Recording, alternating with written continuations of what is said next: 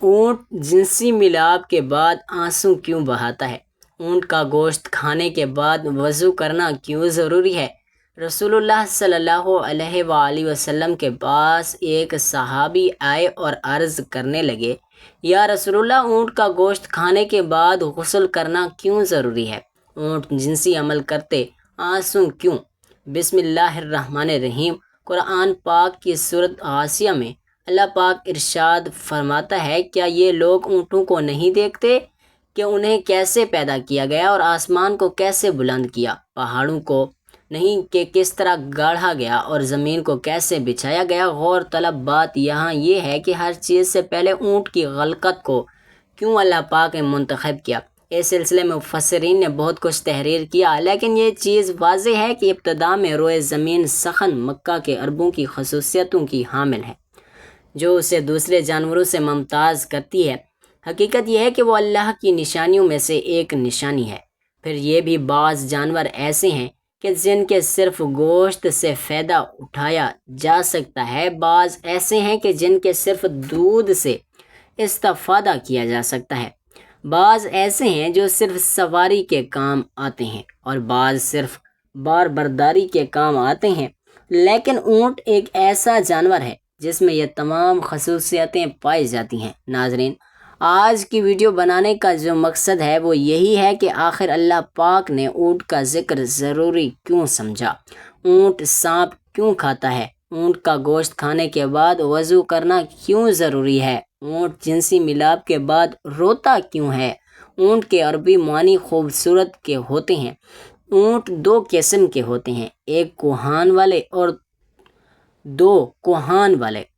اونٹ کی سب سے بڑی خاصیت یہ ہے کہ وہ اپنی کوہان میں چکنائی جمع کر لیتے ہیں اور ضرورت کے وقت استعمال کرتے ہیں۔ چکنائی کو غذا کے طور پر استعمال کرتا ہے۔ اونٹ طویل عرصے تک پانی پینے بغیر زندہ اس لیے رہ لیتا ہے کہ اس میں اورل ریڈ بلڈ سیل پائے جاتے ہیں جس سے وہ پانی کو جمع کرتا ہے۔ اونٹ ایک ایسا جانور ہے جو بھاری وزن اٹھا کر بھی روزانہ 40 کلومیٹر سفر طے کر سکتا ہے۔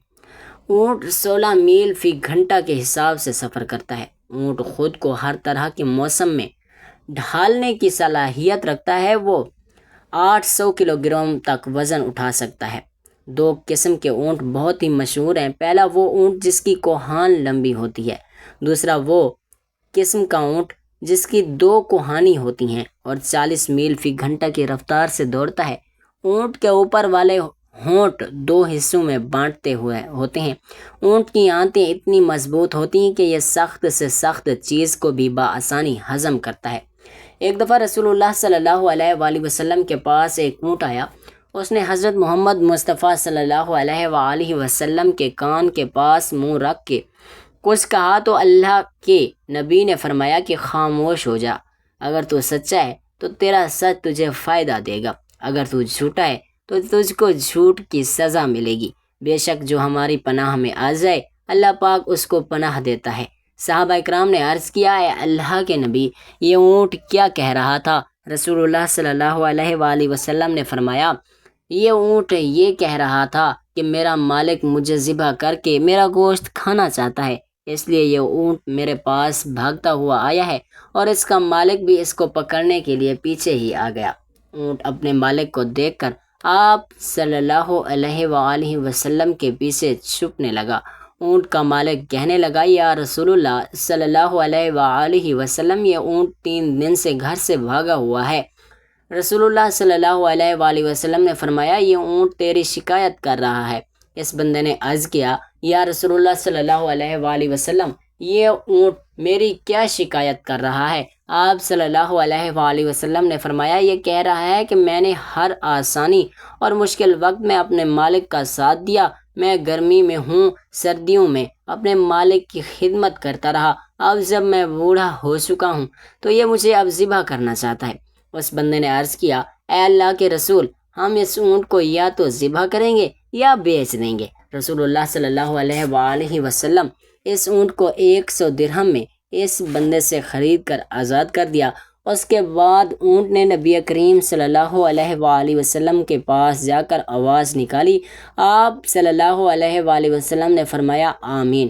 اس طرح اونٹ نے 4 بار آوازیں نکالیں تو 3 بار رسول اللہ صلی اللہ علیہ وآلہ وسلم نے فرمایا آمین، اور چوتھی بار آپ صلی اللہ علیہ وآلہ وسلم غمگین ہو گئے۔ صحابہ اکرام نے عرض کیا، اے اللہ کے نبی، یہ اونٹ آپ کو کیا کہہ رہا تھا؟ آپ صلی اللہ علیہ وآلہ وسلم نے فرمایا، اس اونٹ نے پہلی بار یہ کہا تھا کہ اللہ پاک آپ کو بہترین اجر عطا فرمائے۔ میں نے کہا آمین۔ پھر اونٹ نے کہا، اللہ تعالیٰ آپ کی امت کو ہر خوف سے دور فرمائے، جس طرح آپ نے مجھ سے خوف کو دور فرمایا۔ تو میں نے فرمایا آمین۔ پھر اونٹ نے کہا کہ اللہ پاک آپ کو دشمنوں سے اس طرح محفوظ رکھے جس طرح آپ نے مجھے میرے خوف سے محفوظ رکھا۔ آقا صلی اللہ علیہ وآلہ وسلم نے فرمایا آمین۔ پھر اونٹ نے کہا کہ اللہ پاک آپ کی امت کے درمیان جنگ اور جدل پیدا نہ فرمائے۔ یہ سن کر میری آنکھوں میں آنسو نکل آئے۔ یہی دعا میں نے اپنے رب سے بھی مانگی تھی۔ اللہ نے تینوں دعائیں قبول فرمائی، لیکن آخری دعا کو قبول کرنے سے منع فرمایا۔ حضرت جبرائیل علیہ السلام نے مجھے آ کر بتایا کہ میری امت آپس میں ہی تلواریں نکالے گی۔ جو کچھ ہونے والا ہے قلم لکھ چکا ہے کہ ایک بار ایک صحابی نے رسول اللہ صلی اللہ علیہ وآلہ وسلم سے عرض کیا، یا رسول اللہ، میں بکری کا گوشت کھانے کے بعد وضو کروں؟ آپ صلی اللہ علیہ وآلہ وسلم نے فرمایا، اگر تمہارا دل چاہے تو کر لو، ورنہ نہ کرو۔ پھر صحابہ نے عرض کیا کہ اللہ کے نبی، میں اونٹ کا گوشت کھانے کے بعد وضو کر لوں؟ ہاں، اونٹ کے گوشت کھانے کے بعد وضو کرنا ہوگا۔ پھر اسی صحابی نے عرض کیا کہ بکری اور اونٹ کے باڑے میں نماز ادا کر سکتا ہوں؟ آپ صلی اللہ علیہ وآلہ وسلم نے فرمایا، بکروں کے باڑے میں نماز ادا کی جا سکتی ہے، لیکن اونٹ جہاں پر رکھا ہو وہاں پر نماز ادا نہیں کر سکتے۔ اونٹ کا گوشت کھانے کے بعد وضو کرنا لازم ہے۔ یہاں یہ ایک بات قابل ذکر ہے کہ اونٹ کو ایک انوکھی بیماری لگتی ہے جس کے علاج کے لیے اس کو سانپ کھانا پڑتا ہے۔ اس بیماری کا نام حیام ہے۔ یہ بیماری لگتے ہی اونٹ کھانا پینا چھوڑ دیتا ہے اور مرنے تک مشرق سے مغرب تک سورج کو ہی دیکھتا رہتا ہے۔ اس بیماری کے علاج کے لیے اونٹ زندہ سانپ ڈھونڈ کر کھا جاتا ہے، جس کے زہر سے اس کو شدید پیاس لگتی ہے اور جس وجہ سے وہ شدید پانی پیتا ہے، اور اس کی آنکھوں سے آنسو بھی مسلسل جاری رہتے ہیں، اور ان آنسو کو مختلف بیماریوں کے علاج کے لیے استعمال کیا جاتا ہے، کیونکہ یہ سانپ کے زہر کی وجہ سے نکلتے ہیں۔ سانپ کھانے کے بعد زیادہ پانی پینے اور آنسو کے آنے کے بعد ہی حیام کی بیماری ختم ہو جاتی ہے۔ ناظرین، آخر آپ کو بتاتے چلیں کہ اگر آپ معدے کی جلن، تیزابیت، نمونیا اور مختلف بیماریوں سے بچنا چاہتے ہیں تو آج سے ہی اونٹ کا گوشت ہفتے میں 1 دفعہ لازمی کھائیں۔ اونٹ کبھی بھی اپنی ماں کے ساتھ جنسی عمل نہیں کرتا۔ عربی کی ایک کتاب میں یہ واقعہ لکھا تھا کہ ایک آدمی نے اونٹ کی آنکھ پر کپڑا باندھ کر جنسی ملاپ کرنے کے لیے اس اونٹ کو اس کی ماں کے اوپر ہی چھوڑ دیا۔ جب اونٹ اپنی ماں سے جنسی عمل کرنے لگا تو اس نے اپنی ماں کو پہچان لیا اور فوراً ہی اس نے اپنے نفس کو اپنے دانتوں سے کاٹ ڈالا، اور اس کے بعد ایک دن اس اونٹ نے اس آدمی پر حملہ کیا اور اس کو بھی مار دیا اور اپنے آپ کو بھی ختم کر لیا۔ رسول اللہ صلی اللہ علیہ وآلہ وسلم کے پاس ایک اونٹنی آئی اور ایک اونٹ تھا۔ اونٹ کا نام عزوا اور جبکہ اونٹنی کا نام قصوا تھا۔ کچھ روایت میں ہے کہ یہ ایک ہی اونٹنی کا نام تھا۔ جب اللہ کے نبی رسول اللہ صلی اللہ علیہ وآلہ وسلم نے مکہ سے مدینہ کی طرف ہجرت کی تو آپ صلی اللہ علیہ وآلہ وسلم اسی اونٹنی پر بیٹھ کر مدینہ میں داخل ہوئے۔ اس اونٹنی پر رسول اللہ صلی اللہ علیہ وآلہ وسلم نے حجۃ الوداع کا آخری خطبہ بھی دیا۔ جب رسول کریم کا وصال مبارک ہوا تو اس اونٹنی نے سب کچھ کھانا پینا چھوڑ دیا اور وہ سارا دن پاگلوں کی طرح مدینہ کی گلیوں میں گھومتی رہی اور ایک دن اسی طرح پیاسی بھوکی ہی مر گئی۔ اونٹ کے پاؤں میں بال ہوتے ہیں، ان سے کچھ بھی نہیں ہوتا۔